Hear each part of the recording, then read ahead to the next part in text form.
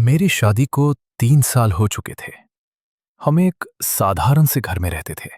ज्यादा कुछ नहीं था लेकिन प्यार बहुत था।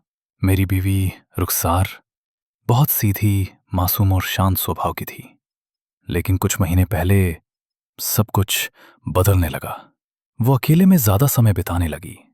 उसने खाना बनाना बंद कर दिया, मुझसे बातें करना भी कम कर दिया।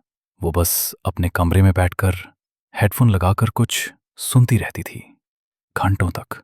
शुरुआत में मैंने सोचा शायद थक गई होगी या मानसिक तनाव में होगी। लेकिन फिर एक रात मैंने सुना उसके कमरे से अजीब सी धुनें आ रही थीं। न वो हिंदी थी, न कोई भाषा जिसे मैं पहचान सकूं। जैसे किसी और दुनिया की आवाज हो। मैंने दरवाजा खटखटाया, कोई जवाब नहीं आया। जब मैंने दरवाजा खोला, रुखसार आंखें बंद करके बैठी थी, मुस्कुरा रही थी और उसकी उंगलियां हवा में किसी अनदेखी चीज को छू रही थीं। उसके चेहरे पर एक अजीब सुकून था, लेकिन वो उसकी यूजुअल मुस्कान नहीं थी। मैंने धीरे से उसके हेडफोन उतारे और कुछ सुना। उसमें आवाज नहीं थी, बस एक गहरा, धीमा, गूंजता हुआ शोर था। लेकिन मेरे शरीर में एक ठंडक दौड़ गई, जैसे कोई मेरी आत्मा को छू गया हो। मैंने उससे पूछा, ये क्या सुन रही हो? उसने आंखें खोली और उसकी आंखों में जो था वो रुखसार नहीं थी। उसने बहुत धीमी आवाज में कहा, अब देर हो चुकी है।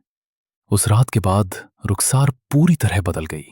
उसकी हंसी अब गूंजती थी, जैसे खाली कमरे में कोई और भी हंस रहा हो।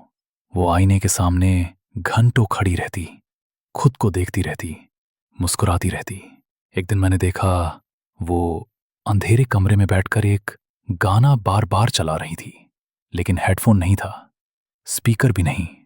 फिर वो धुन मेरे कानों में भी बजने लगी, बिना किसी डिवाइस के। मुझे समझ नहीं आया ये हो क्या रहा है। मैं एक मौलवी साहब के पास गया, उन्हें सब कुछ बताया। उन्होंने सिर्फ इतना कहा, उस गाने से किसी चीज को बुलाया गया है जो अब उसी के अंदर है। मैं डर गया। जब मैं घर लौटा तो घर का दरवाजा खुला था, लेकिन रुखसार कहीं नहीं थी। कमरे में कुछ टूटा हुआ पड़ा था, दीवारों पर नाखूनों के निशान थे और रुखसार का